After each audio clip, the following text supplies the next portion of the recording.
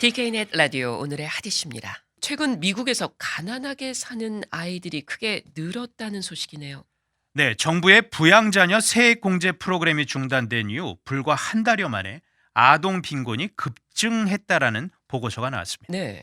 AP통신은 컬럼비아 대학의 빈곤 사회정책센터가 최근 발표한 보고서 내용을 전했는데, 지난 1월 가난하게 사는 어린이가 370만여 명이 더 늘었는데, 이는 전달인 작년 12월보다 40% 넘게 증가한 수치라고 밝혔습니다. 이 불과 한 달 만에 이렇게 빈곤 어린이가 갑작스럽게 늘었는데 이 보고서에서는 그 이유를 밝혔나요? 네, 작년 12월을 끝으로 연방정부 차원의 이 부양자녀 현금 지원을 미국인들이 더 이상 받지 못하게 됐기 때문이라고 했습니다. 네. 이 정부는 작년 7월부터 자녀 한 명당 최대 $300의 양육수당을 지급을 했었습니다. 큰 예산을 투입해 아동 빈곤율을 획기적으로 낮추겠다라는 취지에서 나온 정책이었습니다.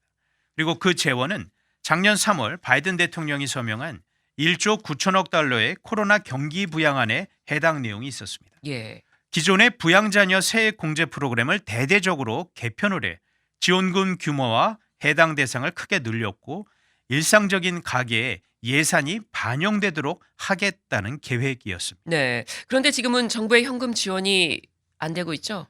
네, 양육수단 지원 기간은 당초 1년에 불과했습니다. 이후 계속 정부가 수당을 지급하려면 의회의 동의를 얻어야 하는 상황이었는데, 바이든 행정부는 양육수당 지급을 4년 더 연장하는 방안을 추진을 했었습니다.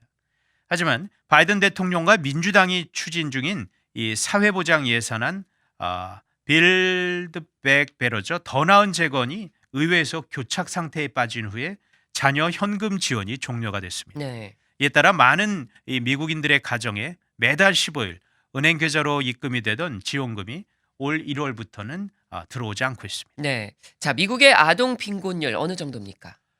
네, 보고서는 연례 센서스 인구조사 결과와 인구조사국의 월별 인구 현황을 발표한 종합을 해서 발표를 했는데, 작년 12월 아동 빈곤율은 약 12%에 머물렀지만 올 1월에는 17%를 기록했다고 밝혔습니다. 이 같은 수치는 코로나 사태로 미국의 경제가 큰 어려움을 겪었었던 지난 2020년 12월 이후 가장 높은 수치라고 보고서는 말했습니다. 이 아동의 인종에 따라서도 빈곤율의 변화가 있었나요? 네, 빈곤율이 가장 크게 오른 인종은 흑인과 중남미계였습니다. 특히 흑인 아동 빈곤율은 한 달 만에 약 6%포인트, 중남미계는 7%포인트가 올랐습니다. 네. 자, 이번 보고서가 시사하는 바가 뭘까요? 네, 빈곤과 사회정책센터의 메간 커란 국장은 이번 보고서는 6개월간의 정부 지원금이 수백만 가구의 가계 재정에 있어 얼마나 핵심적이었는지를 잘 보여준다라고 밝혔습니다.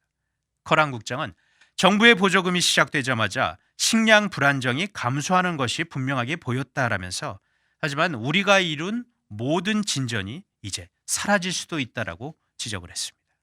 네. 이 보고서에 따르면 정부 지원금이 아동 빈곤율을 낮추는데 도움이 많이 되는 걸로 나타났는데 의회에서 합의가 나오지 못하는 이유는 뭡니까? 정부의 양육수단 지원은 아동 빈곤을 근본적으로 해결하는 데는 한계가 있다라는 지적 때문입니다. 예. 해당 예산안이 처음 통과됐을 때 민주당은 이 법이 사회 안전망의 영구적인 기반이 될 것이다라고 지지를 했었습니다. 반면 공화당에선 자녀 세액 공제가 과도하게 지급이 된다면 인플레이션을 가져오고 부모들의 근로 의욕을 꺾을 수 있다, 이렇게 하면서 격렬하게 반대를 했었습니다. 네, 잘 들었습니다. 지금까지 오늘의 핫 이슈였습니다.